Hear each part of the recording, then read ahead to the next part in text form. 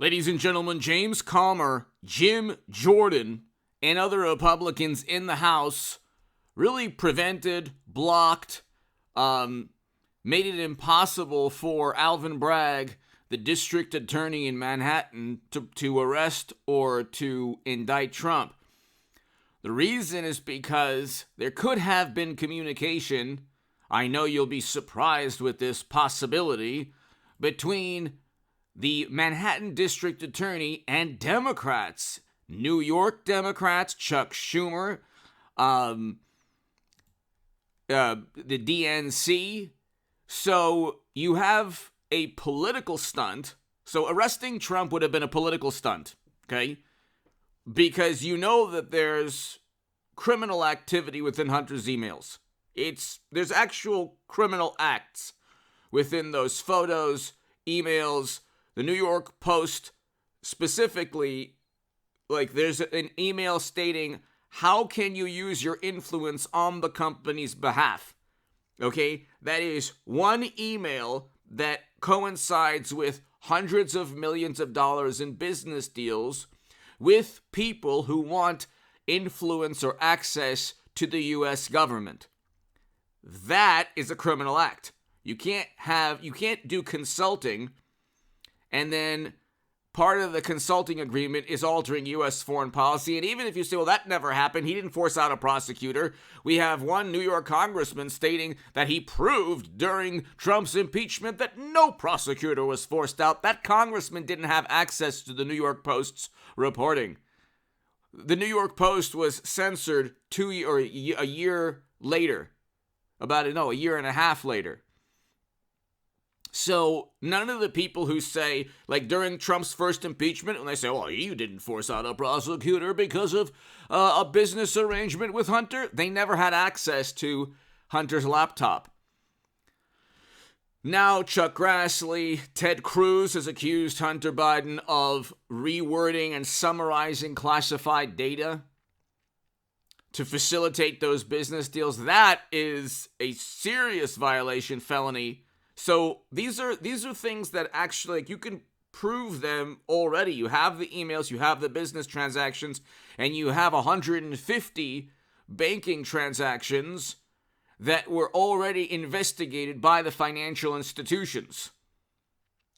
And they're working with intelligence fronts, like businesses that serve as a front for foreign intelligence agencies. It's all within the Daily Mail, the New York Post reporting especially. So that's one crime. Those are numerous serious crimes, okay? Altering U.S. foreign policy. There's probably a reason Democrats don't want to talk about the origins of you-know-what. Okay? That could be linked to the business relationships that Democrats have fostered. Not just Hunter or Joe. And you have servers with top secret intel. Nobody knows how they were transferred onto the servers. Serious crime.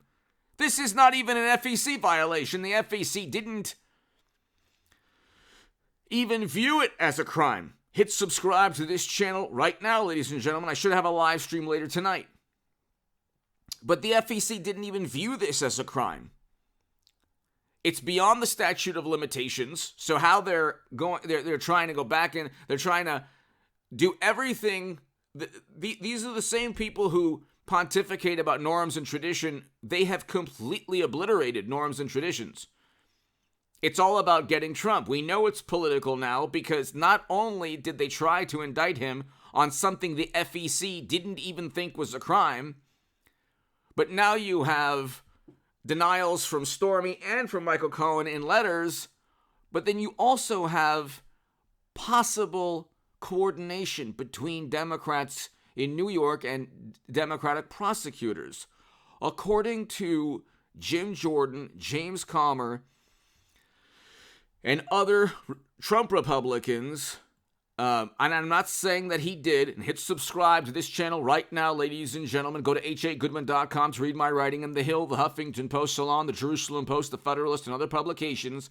I'm not saying Manhattan District Attorney Alvin Bragg did communicate with or work alongside Chuck Schumer or Democrats or the DNC, but if there's any communication between a state political party or a national political party and prosecutors, the case is almost certainly going to be thrown out on appeal, or, there's no way for a conviction to be achieved by this revelation or possible revelation. Jordan, Comer, Steele demand communications, documents, and testimony from Manhattan DA Alvin Bragg.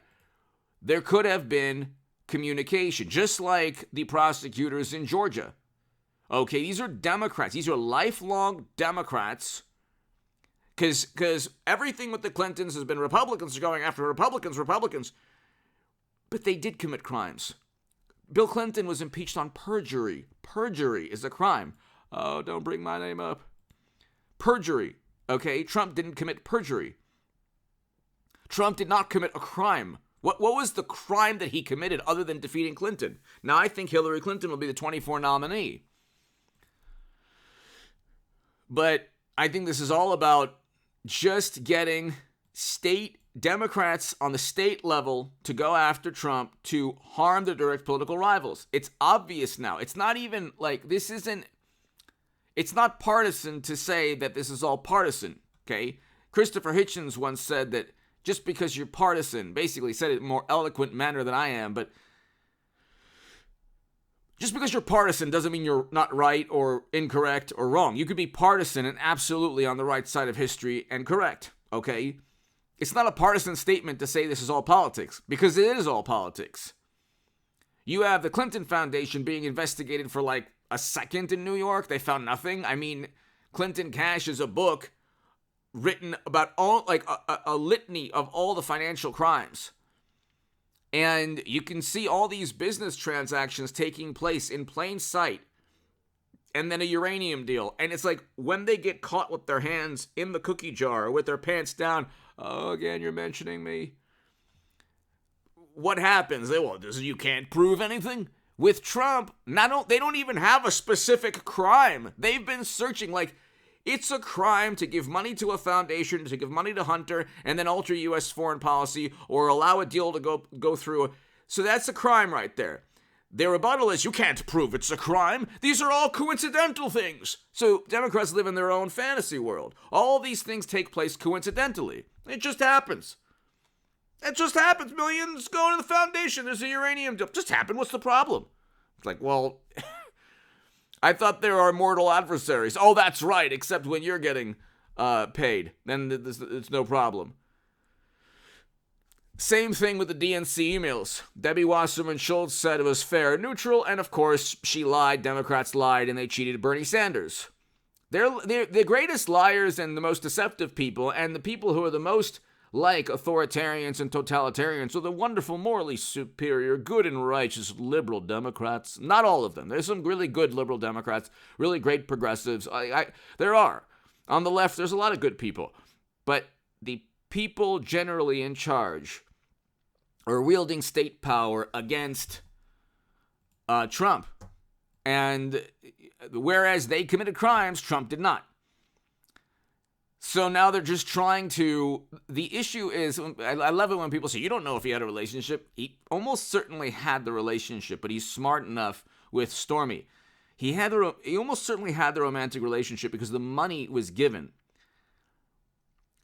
If you say, well, that never happened, H.A., crazy H.A., well, it almost certainly did. The money went to Stormy for a reason. Okay, even if Michael Cohen paid from his own pocket, it went there for what was the reason? If he didn't have tell me what the reason was. Why did she get the $130,000? But, and I'm voting for Trump in 24. I voted for him 2 years ago. I want record low poverty like we had in 2019. But, and a better foreign policy, one that promotes peace or peace deals or settlements, not an endless war in Europe. However, you can't prove that he had the affair. You can't prove that he told Michael Cohen to do so and pay Stormy, and he didn't pay from his own funds. He didn't pay from business. He paid from Michael Cohen paying. And that could have been an agreement between Michael Cohen and him for legal services that they really can't prove weren't legal services. Okay? The Steele dossier was viewed to be a fine by the FEC. This was not viewed to be a fine because it's personal expenditures. So even if he did instruct Michael Cohen to pay Stormy, that's not a campaign finance violation.